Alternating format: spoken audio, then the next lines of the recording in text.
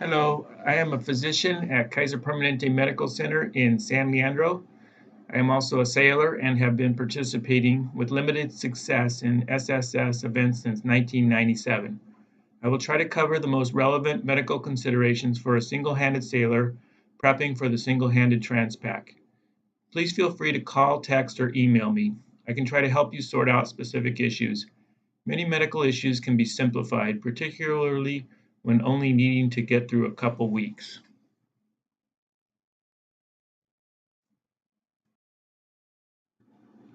Communication is covered in a separate seminar, but if you have the ability to communicate, voice, text, or email, this could make a big difference were there an emergency, medical or otherwise, that was something less than a situation requiring expeditious rescue.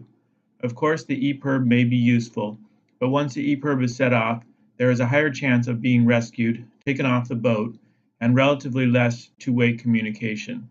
The satellite phones and Iridium Go can be rented. There is a company in the Northwest, Okens, OCENS, that rents these. The phones can be used to call and, if I understand correctly, receive texts. The Go can be used with a smartphone, iPad, or computer to call, text, or download weather information. The satellite communicator can be used to text for routine and emergency communications. Of course, if one were to contact me or anyone else about a medical issue, this would be outside assistance, subject to the rules and oversight of the race committee. But if you want to call, text, or email me, I will reply. Hopefully by the end of this presentation, you will have increased clarity about what you are able to handle on your own and what would benefit from outside assistance.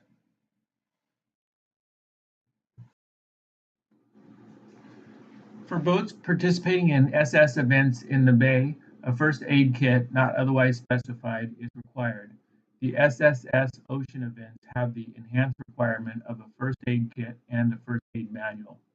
For the 2016 Transpac, there was no specific requirement for a first aid kit. One possible approach is to acquire a basic first aid kit that would meet the requirements of SSS events and possibly be practical otherwise. There are a few suggested add-ins to the basic first aid kit, and these will be discussed in a few minutes. The essence of first aid for trauma is to stop bleeding if present and prevent further trauma by limiting motion and physical contact with the injury. In most cases, with a reasonable attempt to protect an injury, the body will heal itself. Of course, some injuries benefit from medical care. The decision of whether or not to seek help will involve not only what is going on, but the trend as well. For one example of a basic first aid kit is sold by Defender. This is the Adventure series, and it contains some first aid supplies, including bandages, antihistamines, moleskin, and forceps. Entry-level first aid kits from REI and West Marine are similar. As one steps up in price, there are things like splints, warming blankets, and duct tape. The bag is listed as waterproof, which is important.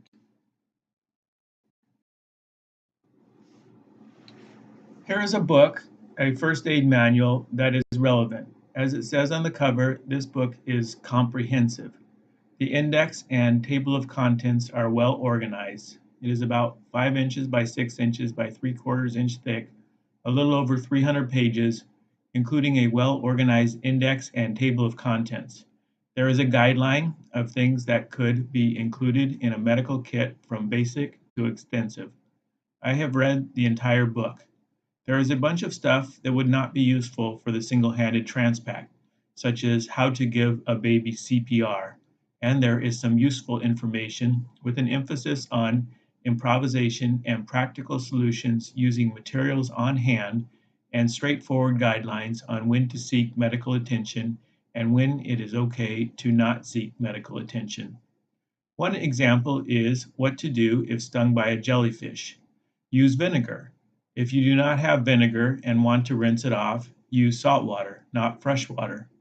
If you are in Australia, there is a particularly virulent jellyfish called the box jellyfish. You would need vinegar and you may need antivenom for that one. Applying urine to the sting is not useful.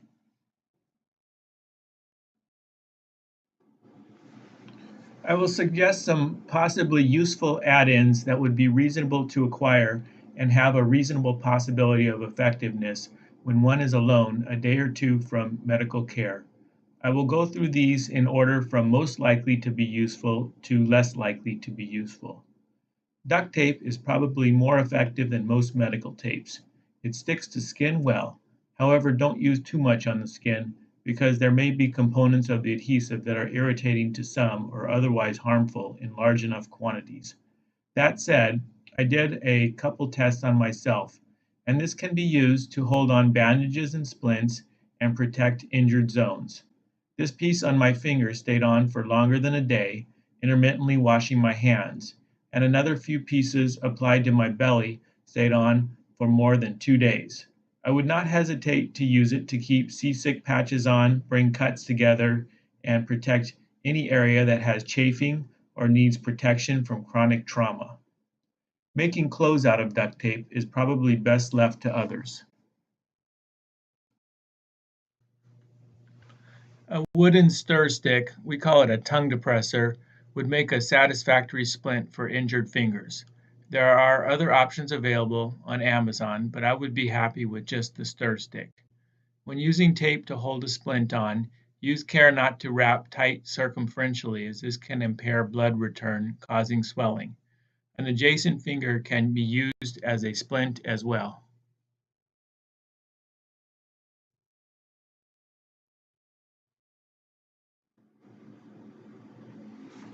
Almost anything can be bandaged with a combination of tape, roll gauze, and/or clean rags, a t-shirt, or socks cut to size. Absorbent pads from the feminine products division at Target would work as well. This shows a clever way to cut a t-shirt to make roll gauze. This will be covered again, but most bleeding from the skin level to about 3/8 inch deep will be controllable with a combination of elevation above the heart and pressure for 15 minutes. If practical, lacerations can be loosely approximated with tape, and if a laceration is not brought together, it will still heal, perhaps with a less attractive scar. A bandage on the head can be applied, and it may be useful to take a few wraps below the chin.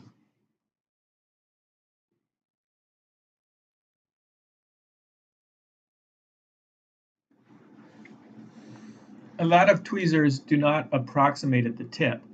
This means they cannot grab and remove small splinters or foreign bodies, such as a rigid fiberglass thread.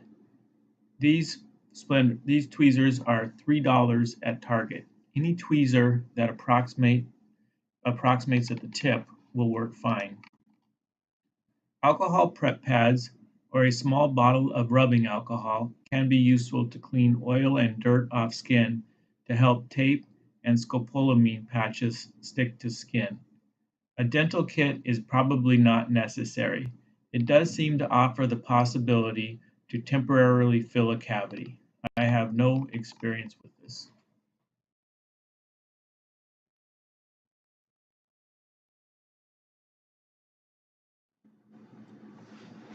Now I will transition away from first aid and discuss a few things that could be commonly seen and try to address the issue of what medications it would be reasonable to have aboard. For seasickness, there are over a dozen commonly applied medications. This is because none of them works great. It seems that for most people, the effects of seasickness subside by 3 days. All medications for seasickness have side effects. These include drowsiness, dry mouth, urinary retention, confusion, agitation, extreme fear, hallucinations, unusual thoughts, or behavior. If you are planning to take one of these medications, it would be best to try it on dry land before leaving. It is also safest not to take more than the recommended dose or try combining medications. Zofran or ondansetron sublingual tablet is a very effective prescription medication used for cancer patients with nausea as a side effect of chemotherapy. It has been used for seasickness. Scopolamine transdermal patches, which requires a prescription, is a patch commonly used.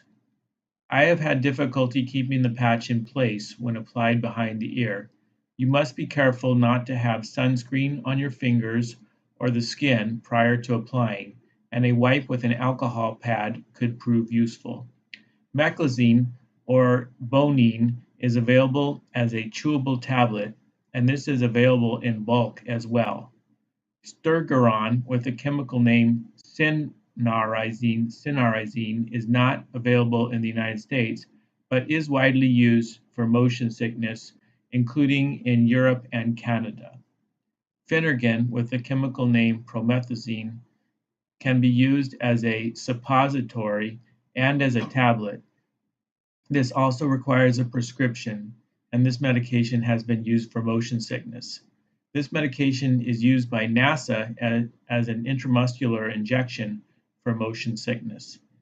This medication was used much more commonly 5 to 10 years ago, but it is no longer as popular, especially in hospitalized patients, due to the implication that it can cause cardiac rhythm disturbances, possibly serious. However, the absolute risk of developing a heart problem from using Phenergan is low. My best guess would be to try either Bonine chewable or prescription scopolamine patch or sublingual Zofran and start a day or two before you leave.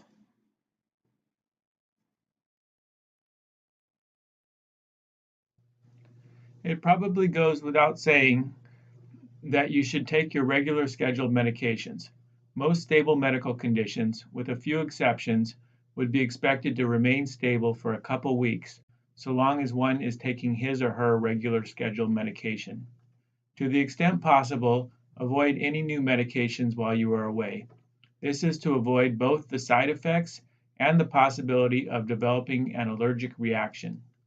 In case you are a big drinker, the best plan would be to stop for 1 week before going, so that alcohol withdrawal symptoms, which can include tremors, anxiety, palpitations, hallucinations, and even seizures, do not come on while alone on the ocean.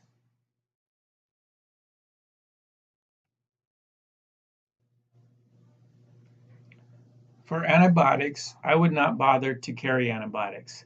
These medications are frequently overused for patients who would get better with or without antibiotics.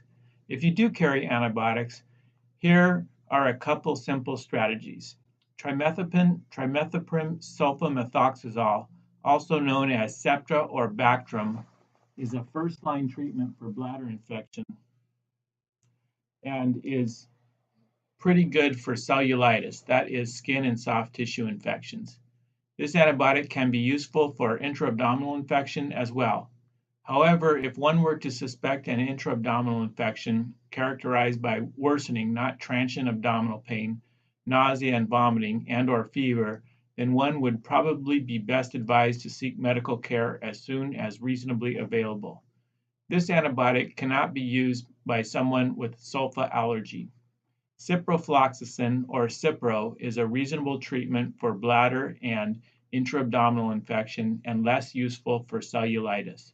Cefadroxil, whose trade name is Duracef, is a first-line antibiotic for skin and soft tissue infections and has some effectiveness for bladder and intra-abdominal infections. Either cefadroxil and trimethoprim sulfamethoxazole would be useful to treat a boil or skin abscess that had some surrounding redness. However, the first-line treatment for a boil would be to drain pus if present. Many boils will drain spontaneously with just time and a warm compress. They should not be squeezed or poked with non-sterile needles and knives, as this can risk spreading infection into surrounding non-involved tissues.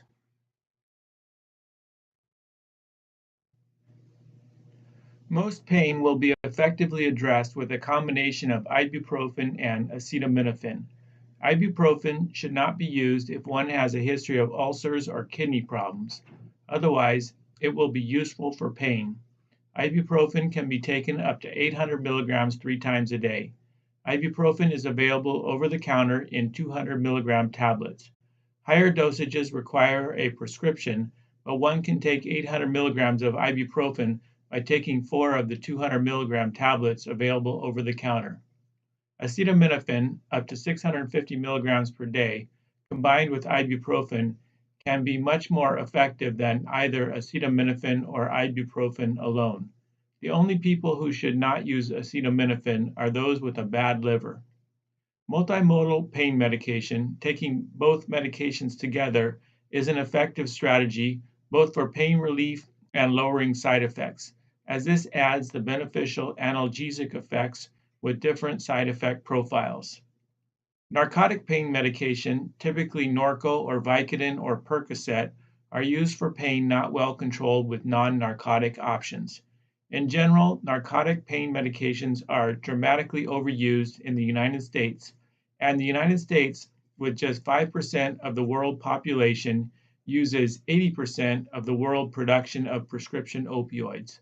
The use of opioids is associated with the risks of addiction, tachyphylaxis, where one requires higher and higher doses to achieve the same effect, sedation, respiratory depression, and GI disturbance.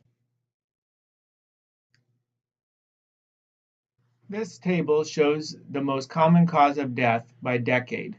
At and beyond middle age, stroke, heart attack, and cancer are the majority causes of death. Young people are more likely to die of trauma or accidents. The good news is, for those who are adventurous, the likely cause of death more approximates that of a young person, with unintentional injury being higher on the list.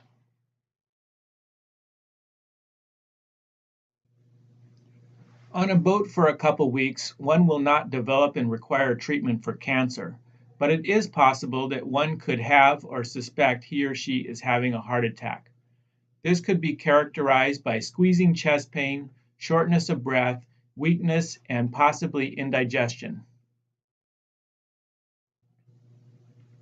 If one suspects he or she is having a heart attack, there is very little risk and much benefit to taking an aspirin, 325 milligrams daily, followed by 1/2 tablet daily.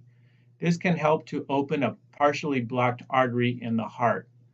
If there is suspicion of a heart attack, plans should be made for evacuation to a medical care facility as soon as reasonably possible.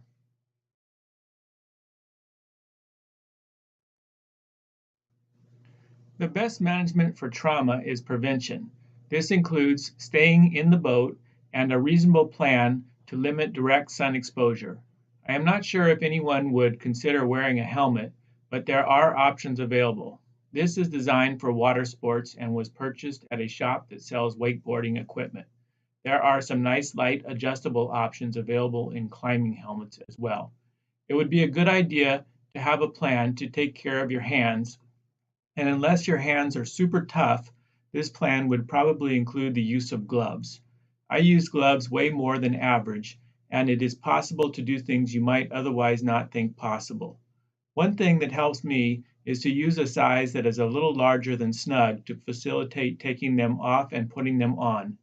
Sailing gloves with exposed fingertips do not seem sufficient to me to prevent chronic trauma associated with saltwater, rough deck surfaces, and lines that have dust and grit in them. For chronic abrasion, chafing, and sores caused by these mechanisms, particularly in the presence of unaccustomed moisture, again, the best treatment will be prevention. The plan could reasonably include padded shorts, tape and/or moleskin over areas of chronic wear and/or trying to maintain a dry layer next to the skin. I have not used this product, anti-monkey butt, but it comes highly recommended to me by a friend who does a lot of bicycling.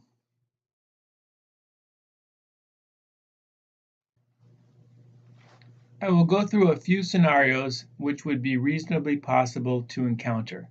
It is not possible to be comprehensive, but hopefully, whatever you encounter, you could reasonably combine the knowledge and skill you already have, the information in the marine medical book or something similar, your improvisational skills, and communication if necessary to treat yourself and/or make a decision and plan about whether or not to request outside assistance.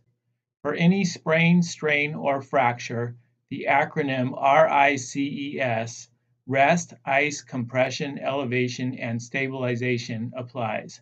When sailing by yourself, of course, this would need to be reasonably adapted to the supplies on hand. A fracture, particularly if associated with visible deformity of a limb, and crepitus or grating, inappropriate motion where there is no joint, or bone sticking out of the skin would usually require medical attention. Similarly, most dislocations would require medical attention. There are guidelines available for stabilizing fractures and reducing dislocations, including in the Marine Medicine Manual, but I have only seen these with a victim and one or more first aid providers. The initial first aid for a fracture is the same as for a sprain or strain. This is, to the extent reasonably possible, rest, ice, compression, elevation, and stabilization. If there are none of the signs of a fracture present, including inappropriate motion where there is no joint and no visible deformity of the limb, and the pain is not worsening, it is reasonable to treat as for a sprain or strain and take a more deliberate and possibly delayed path to medical evaluation. Broken ribs are very painful, but the treatment is usually just pain medication and rest. There are some situations when rib fractures can be more dangerous. One example is the broken rib can puncture the underlying lung. Another would be associated injury to the liver in the right upper quadrant of the abdomen or injury to the spleen in the left upper quadrant of the abdomen. Warning signs of a problem that would require consideration to seek additional assistance would be shortness of breath, difficulty breathing, associated abdominal pain, and/or dizziness or lightheadedness on standing. For a laceration, almost all bleeding will stop with compression and elevation. A ball of gauze or cloth should be held over the wound with pressure for 15 minutes. If it slows down but does not stop, just do the same for another 15 minutes. The laceration can be taped closed. Ideally, it would be irrigated with sterile saline, but this is not practical. Just tape it loosely, and if it starts looking bad, with spreading redness, swelling, or increasing pain, the wound should be left open and packed with a moist gauze 2 to 3 times a day. Almost all wounds will heal with this treatment, but the scar may turn out to be wider or more noticeable. There is a glue for skin. One popular product is Dermabond, which requires a prescription. It is cyanoacrylate based, which is a similar but not identical formulation to the cyanoacrylate used in crazy glue, super glue, and other instant or super glues. The official word is that using the non-medical products on cuts can cause irritation and allergic reactions. However, it is very common to use non-medical cyanoacrylate glue on small cuts. I would not hesitate to do this on myself. Just as for non-medical use, the surfaces must be dry and able to be held together. Duct tape with spaces in between the strips can be used to hold the wound together. If a wound is infected, which could include spreading redness, increasing pain, and/or fever, the wound should be opened or left open. It would be reasonable to try an antibiotic for 24 hours, and if the infection seems to be worse, then medical attention should be sought.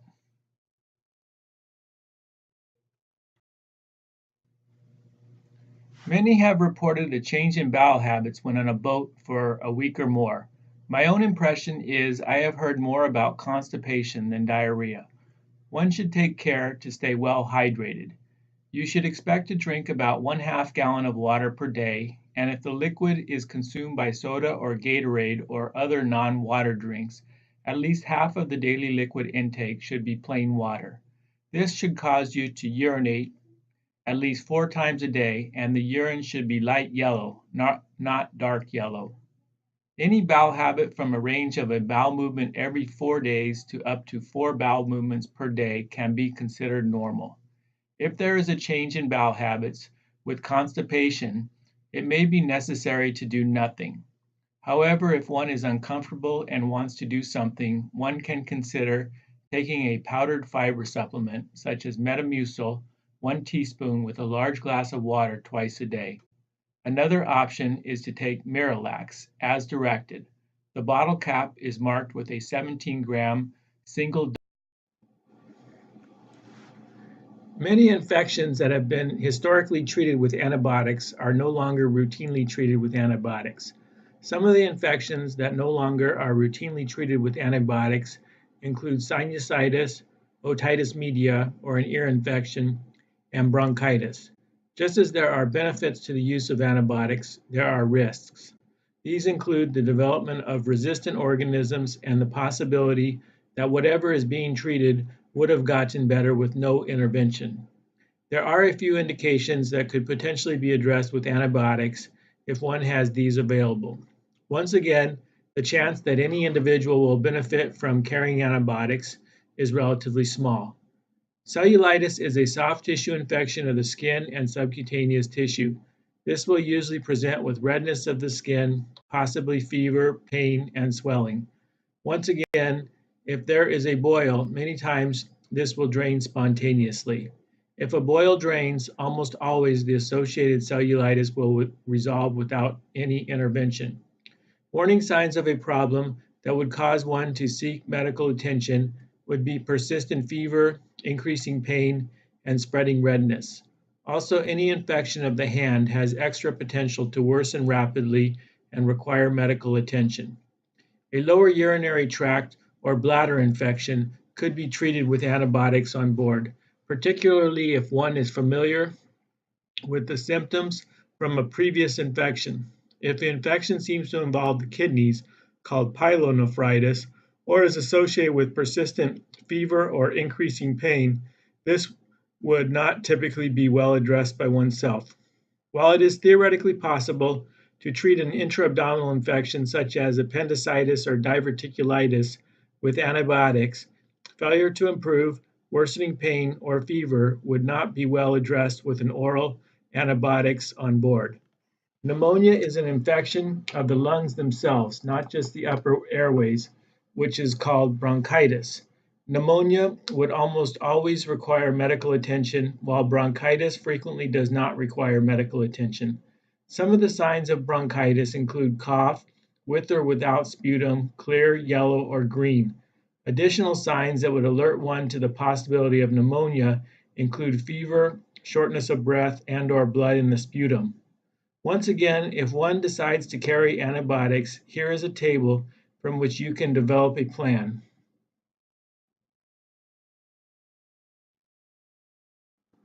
With a combination of your underlying practical knowledge and experience, possibly a manual, a plan to prevent problems, a few medications, and a first aid kit, you can take good care of yourself and recognize expeditiously when and how to request assistance if needed.